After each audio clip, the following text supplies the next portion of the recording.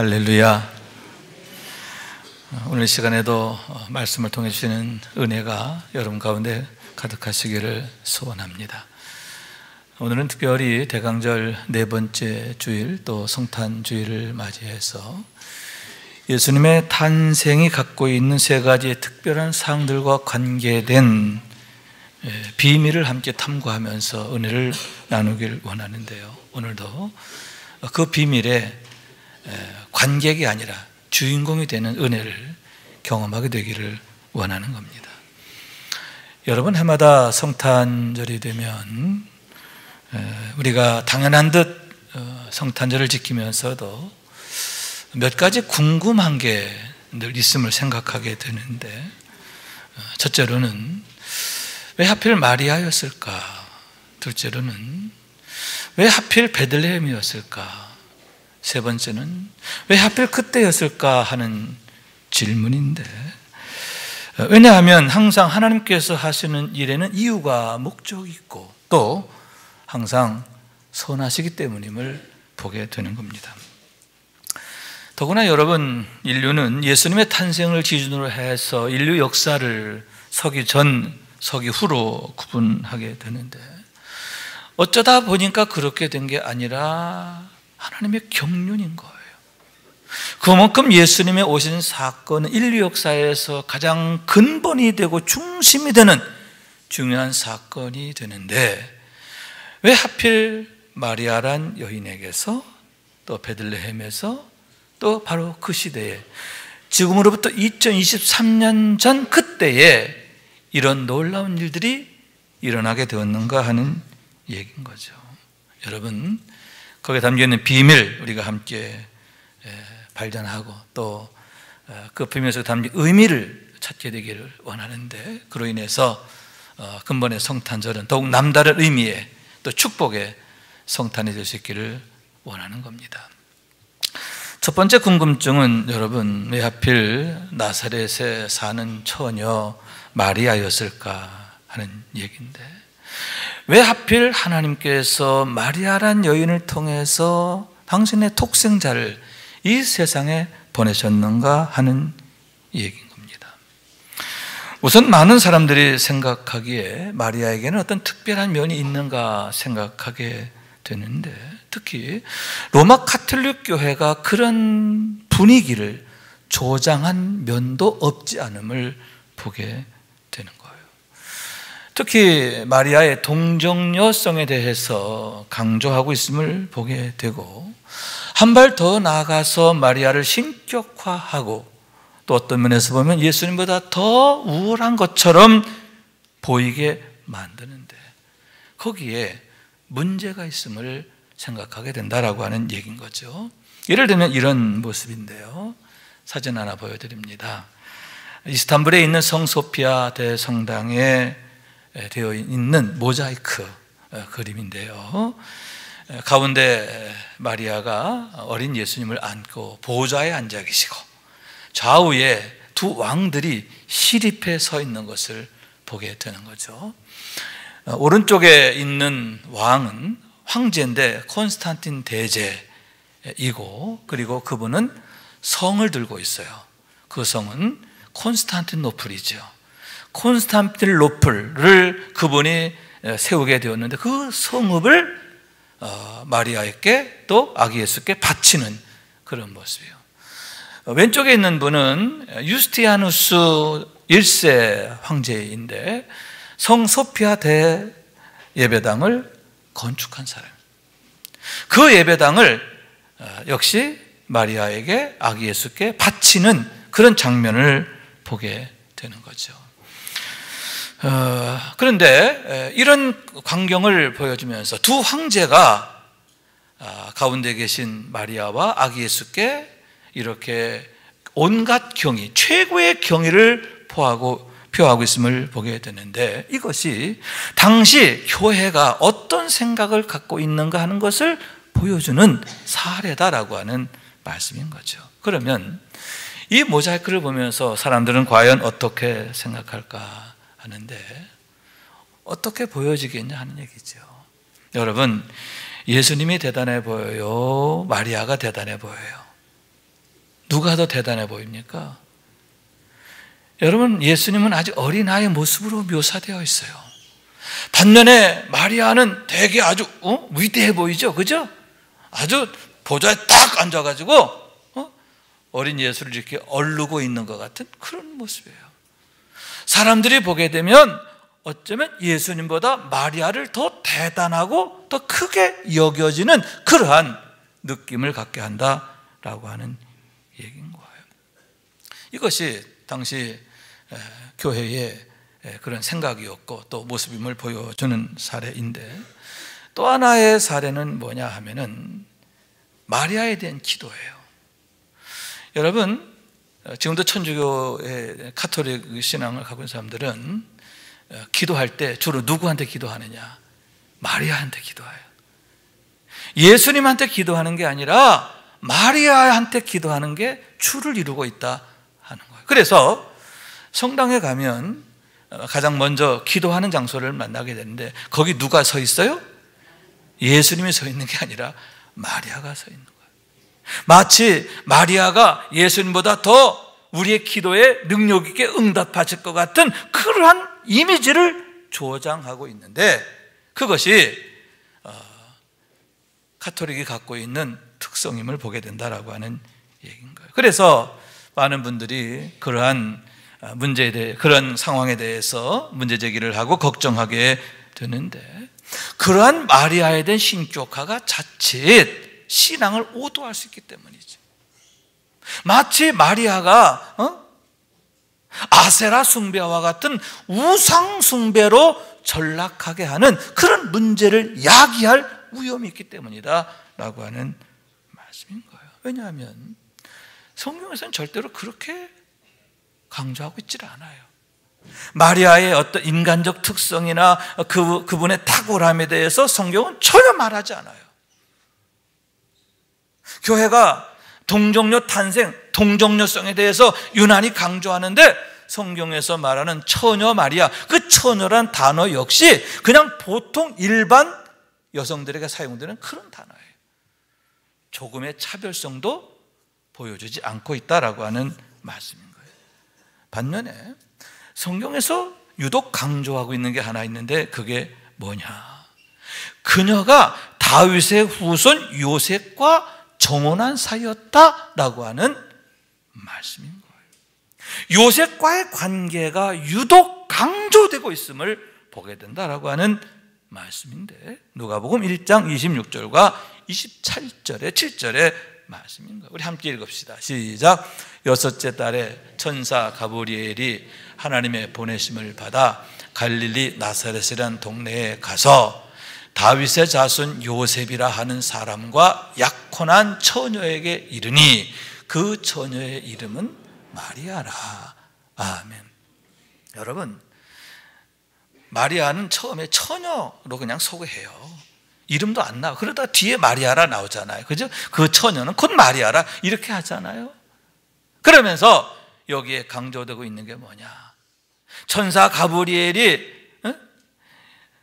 마리아를 찾아와서 수태고지를 하게 된 그런 상황에 대한 말씀인데, 그때 성경에서 강조하고 있는 게 뭐냐? 요셉이 누구냐 하는 거죠. 다윗의 후손 요셉. 그러면서 아울러 마리아의 위치는 그와 정혼한 사이. 다시 말해서 그녀가 다윗의 자손 요셉과 정혼한 사이라고 하는 것이 유독 강조되고 있음을 보게 된다는 얘기인 거죠. 당시 관습에는 여자가 12살 정도가 되면 약혼을 합니다. 좀 이르죠, 그죠? 그리고 1년 후 혼례를 올리게 되는데, 약혼을 하게 되면 부부 생활만 같이 하지 않을 뿐 부부로 간주되었어요. 그래서 마태복음 1장 20절에 보면 주의 사자가 요셉을 찾아가 주신 말씀인데, 내 아내 마리아 데려오기를 무서워하지 말라, 이렇게 말씀하시는 것을 보는 거예요. 주의 사자가 요셉에게 내 아내다, 마리아가 누구냐? 내 아내다, 이렇게 말씀하고 있다라고 하는 얘기인 거예요.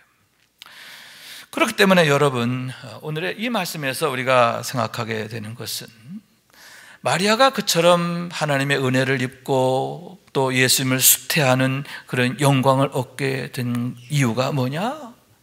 그가 개인적으로 특별했기 때문이 아니라 그와 같이 요셉으로 인한 것이었음을 보게 되는데, 왜냐하면 요셉은 바로 다윗의 자손이었기 때문이라는 거죠.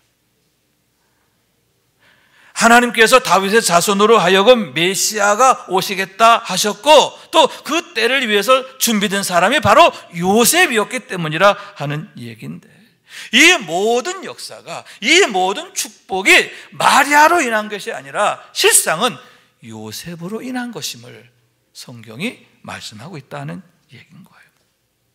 그런 의미에서 여러분, 우리 이런 추측을 할 수 있는데, 만약 요셉이 다른 여자랑 정혼했더라면 어떻게 됐을까? 그 사람이 예수님을 수태하게 되는 거죠.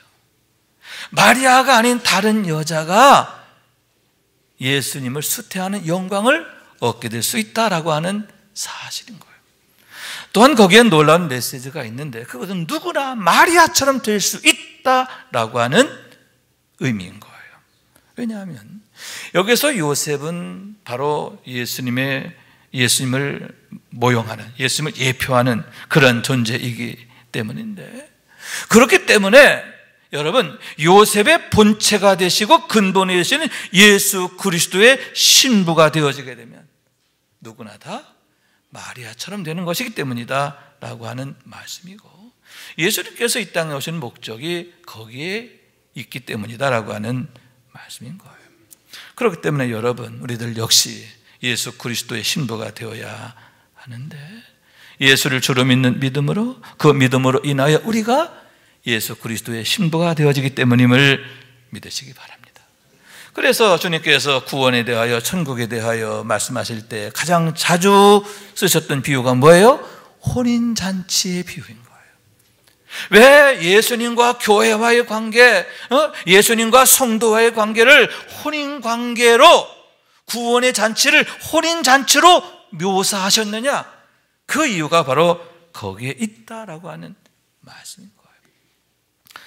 사도 바울 역시 마찬가지인데, 에베소서 5장 22절에 보면 남편과 아내의 관계에 대해서 말하며 이 비밀이 크도다, 나는 그리스도와 교회에 대하여 말하노라, 이렇게 말씀하고 있음을 보게 되는 거예요. 교회와, 예수님과 교회의 관계가 뭐냐, 그리스도와 성도와의 관계가 뭐냐, 마치 남편과 아내의 관계와 같다, 그런 의미로 말씀하고 있다라고 하는 얘기인 거예요. 그래서 또 이렇게 말씀하고 있는데, 남편들아 아내 사랑하기를 그리스도께서 교회를 사랑하시고 그 교회를 위해서 자신을 주신 같이 알아. 주님께서 교회를 얼마나 사랑하시는가, 구원받은 성도들 한 사람 한 사람을 얼마나 사랑하시는가, 자기 자신을 주심같이 사랑하신다, 그러한 말씀인 거예요. 그러면서 이는 곧 물로 씻어 말씀으로 깨끗하게 하사 거룩하게 하시고 자기 앞에 영광스러운 교회로 세우사 티나 주름 잡힌 것이나 이런 것들이 없이 거룩하고 흠이 없게 하려 하심이라. 아멘. 교회를 위한 우리 하나님의 열심이지요. 우리가 하나님 앞에 거룩한 교회로 세워지기를 우리 하나님께서, 우리 주님께서 얼마나 애타게 원하시는가. 그만큼 저와 여러분을 사랑하시기 때문임을 믿으시기 바랍니다. 그런 의미에서 여러분, 오늘 이 시간 왜 마리아였는가 하는 질문을 우리가 생각하면서 하나님의 마음, 거기에 담겨져 있는 하나님의 마음을 우리가 알아야 하는데, 그리스도의 정결한 신부로 세워지기를 원하시는 주님의 간절한 소원이시다라고 하는 말씀인 거예요. 여러분, 우리가 신랑 되신 예수님 꽉 붙잡아야 하는 줄로 믿습니다. 오직 예수 그리스도에게만 소망이 있는 줄로 믿습니다. 예수님 꽉 붙잡고 마리아처럼 하나님의 은총이 임하는 삶, 하나님이 함께하는 삶이 되기를 원하는데요, 그런 축복의 주인공 되는 우리 모두가 될 수 있기를 주님의 이름으로 축원합니다. 두 번째 질문은 왜 하필 베들레헴이었을까 하는 얘기인데, 여러분, 예루살렘 성전의 경우, 예루살렘의 경우 얼마나 위대합니까? 그죠? 더구나 거기에는 성전이 있잖아요. 또 한때는 다윗성이라 불려지기도 했잖아요. 그런데 그러한 예루살렘이 아니라 작고 보잘것없는 베들레헴이 예수님의 탄생 장소가 되었는데 그 이유가 과연 어디에 있느냐, 거기에 담겨있는 비밀이 과연 뭐냐 하는 얘기인 거예요. 여러분, 만삭인 아내를 데리고 베들레헴까지 가야 했을 때 요셉이 얼마나 마음이 어려웠을까, 속상했을까, 못마땅했을까 생각하는데, 우선 거리가 꽤 멀어요. 110km 정도 거리가 됩니다. 광화문에서 천안역까지의 거리, 그 정도가 110km 정도가 나오거든요. 더구나 여러분, 만삭의 아내를 데리고 그 먼 길을 가게 된다면 기껏 하루에 16km도 못 가요. 일주일 이상을 가야 하는데, 더군다나 만삭의 상태라 언제 아기가 나올지 모르잖아요. 그런 상황에서 베들레헴까지 가야 했을 때 얼마나 마음이 어려웠을까, 그런 얘기지요. 또한 베들레헴은 아무런 연고가 없었기 때문이에요. 만약 거기에 가까운 친척이 있거나 의지할 데가 있다면 그나마 그걸 기대하고 갈 텐데, 성경에 보면 첫 아들을 낳아 강보에 싸서 구유에 누웠으니 이는 여관에 있을 곳이 없습니다, 이렇게 말하고 있잖아요. 여러분, 왜 만삭의 아내를 데리고 그곳에서 여관을 찾았습니까? 여관에 방이 있느냐 구했습니까? 그럼에도 구할 수가 없어서 태어난 아들을 구유에 누이게 됐는데, 그 얘기는 베들레헴에 기댈 곳이 하나도 없다는 거예요. 의지할 데가 한 군데도 없는 거예요. 그럼에도 불구하고 왜 그곳에 가야 하는지, 왜 만삭의 아내를 내고 거기까지 가야 했는지. 여러분, 가이사의 칙령 때문에 할 수 없이 가게 되었지만 얼마나 마음이 어려웠을까 하는 얘기죠. 그러나 여러분, 겉으로 볼 때는 그게 가이사의 칙령이었는데 실상은 하나님의 경륜임을 보게 되는 거예요. 이유가 뭐냐? 하나님께서 일찍이 선지자 미가를 통해 주신 약속이 있기 때문에. 베들레헴 에브라다야, 너는 유다 고을 족속 중에 작을지라도 이스라엘 다스릴 자가 내게서 내게로 나올 것이라. 그의 근본은 상고의 영원에 있느니라. 여러분, 베들레헴이라고 하는 성읍이 비록 작고 보잘것없지만 위대한 약속이 있었음을 보게 되는데, 하나님의 위대한 약속이 그 성읍에 주어졌는데 뭐예요? 장차 메시아가 너에게서 나올 거다, 그런 얘기죠. 다시 말해서 여러분, 그곳이 다윗의 고향이었기 때문이죠. 하나님께서 다윗의 믿음을 너무나 기뻐하시고 축복하셨기 때문인데, 그럼 그의 믿음이 뭐냐? 그의 믿음을 보여주는 게 성전 건축에 대한 그의 열망인데, 볼지어다 나는 백향목궁에 살거늘 하나님에게는 휘장 가운데 있도다. 여러분, 나는 백향목궁 좋은 집에 사는 데 비해서 하나님의 궤는 천막 가운데 있어요. 그게 마음이 불편했다는 거예요. 마음이 어려웠다는 거예요. 죄송한 거예요. 그래서 몸둘 바를 모르겠고 그의 마음에 간절한 소원을 갖게 됐는데, 그게 뭐냐? 하나님의 전을 건축해서 하나님의 전을 그곳에 모시는 거예요. 내가 사는 집보다 10배, 100배 더 아름다운 성전을 지어서 하나님의 교회를 그곳에 모시고자 하는 소망, 열망을 갖게 됐다는 거죠.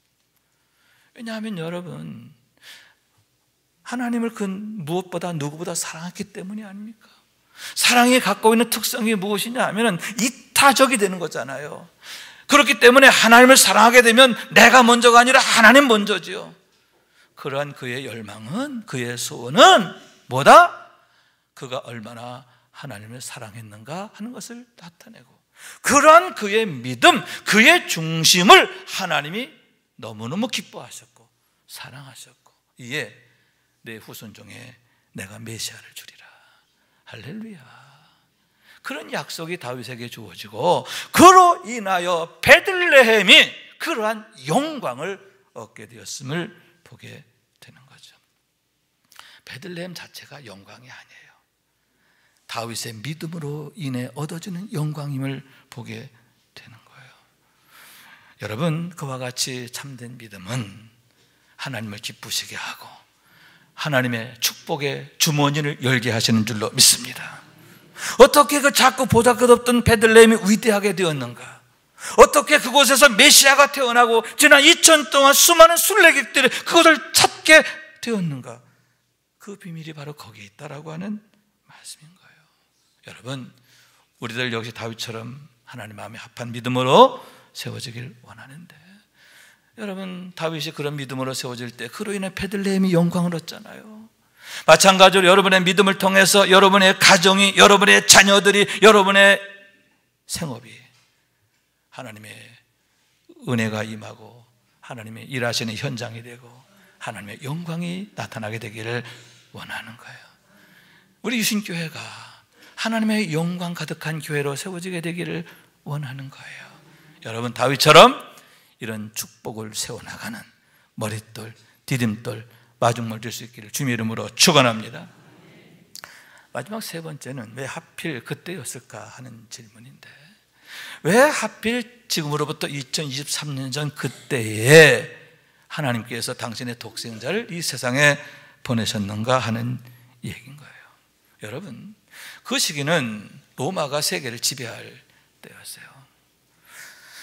그러니만큼 인류 역사에 특별한 시기였다라고 할 수 있는데, 그러니만큼 또 두 가지의 중요한 특징이 있었던 시대였음을 보게 되는 거예요. 하나는 언어의 통일이죠. 로마가 세계를 지배하기 바로 전 헬라가 세계를 지배했어요. 헬라 제국을 만든 사람이 누구죠? 알렉산더예요. 알렉산더는 계몽가였습니다. 헬라 철학에 대한 아주 자부심과 자긍심이 대단했고, 그래서 헬라 문화로 세계 야만인들을 교양해야 되겠다, 그런 이유에서 세계 정복을 해요. 그러니까 각 나라와 민족을 정복하면 가장 먼저 뭐부터 해요? 학교를 세우고 헬라어를 가르쳐요. 어떻게 됩니까? 로마가 다스릴 그 시대에는 각 나라와 민족 모두가 헬라어를 공용어로 쓰게 되었다 하는 얘기죠. 그 이전에는 각 나라와 민족이 서로 말이 안 통했어요. 그런데 알렉산더로 인하여 각 나라와 민족이 서로 말이 통하게 되었고요. 여러분, 그 언어의 소통이 복음 전하는 데 있어서 최고의 유익이 되었음을 보게 되는 거예요.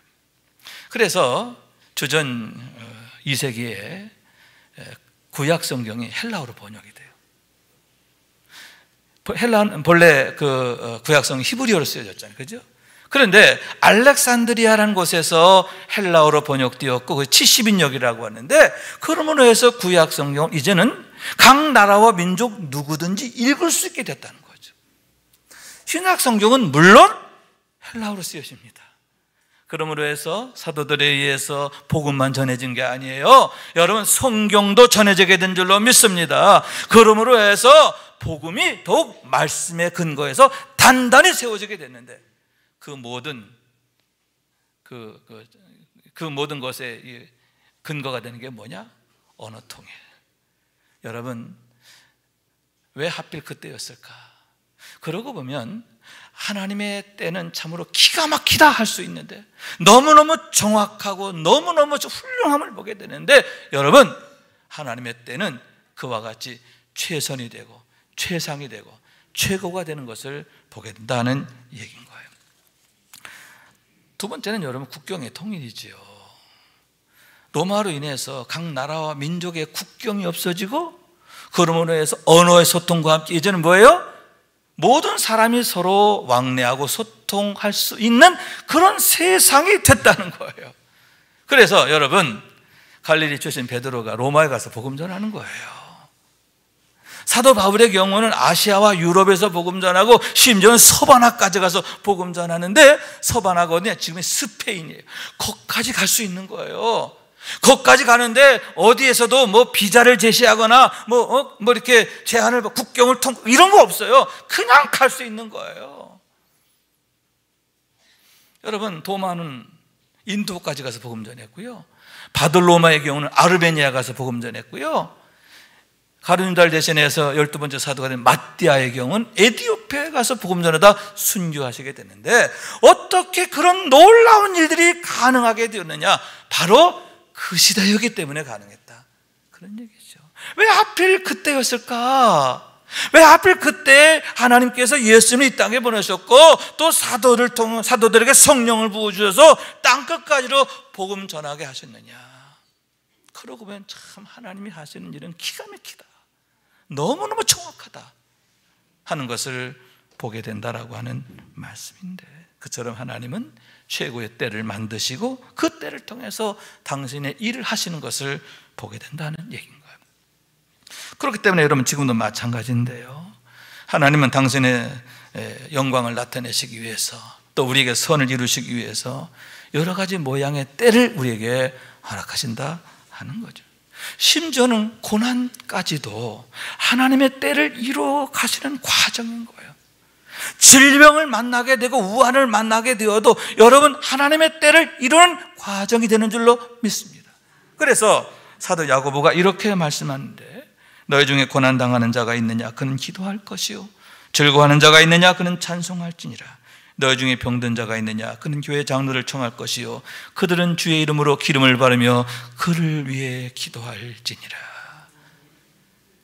지금의 때가 어떤 모습이든 반드시 하나님께서 선을 이루실 것을 믿고 기다리고 인내해야 한다 하는 거예요. 그러므로 너희 죄를 서로 고백하며 병 낫기를 위해 서로 기도하라. 의인의 간구는 역사하는 힘이 크니라. 교회의 중요성이에요. 은혜로운 교회 생활이 중요하다는 거예요. 하나 되어서 서로를 위해 기도하라, 서로를 위해 중보하고 서로 격려하고 끌어주고 밀어주고 붙잡아주고, 아멘. 그러므로 하나님의 때를 기다리라. 그러면 때가 이르면 반드시 하나님이 함께 하시고 은혜 주실 것이기 때문이다라고 하는 말씀인 거예요. 그런 의미에서 여러분, 성탄의 사건은 2023년 전 과거의 일이 아니라 지금 이 시간 우리에게 주시는 하나님의 은혜이며 축복임을 보게 되는데, 하나님의 마음이고 하나님의 열심이고 하나님의 사랑이신 것을 보게 된다라고 하는 말씀인 거예요.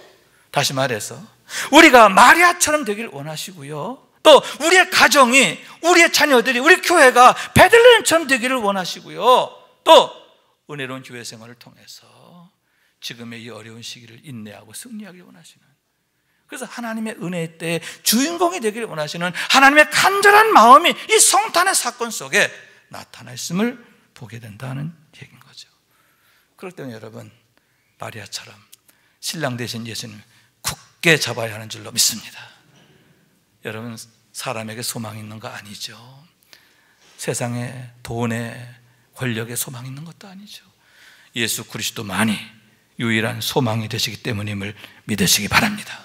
또한 다윗처럼 여러분 하나님 마음에 합한 믿음, 하나님 기뻐하시는 믿음 되어야 할 줄로 믿습니다.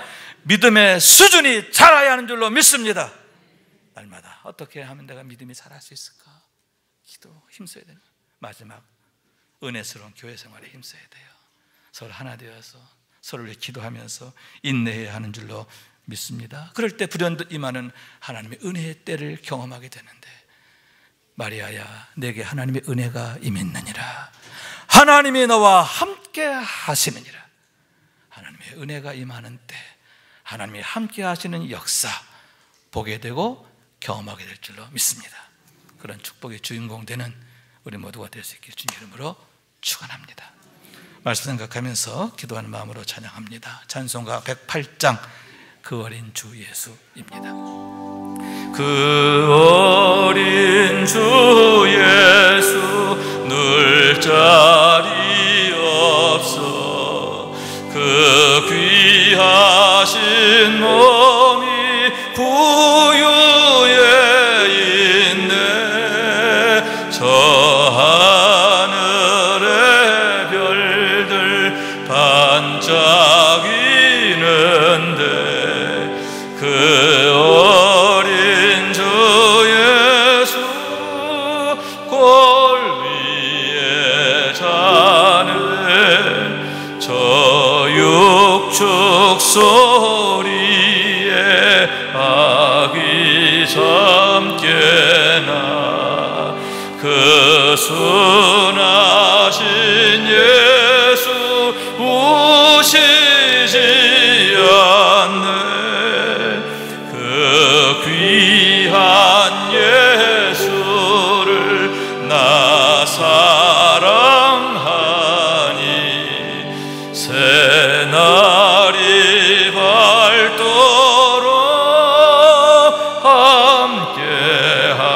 하소서. 주 예수 내 곁에 가까이 계셔. 그 한없는 사랑 늘 베푸시고 온 세상 아기들 다 품어주사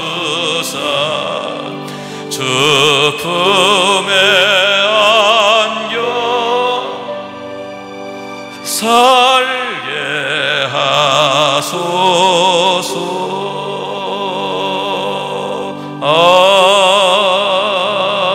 아멘.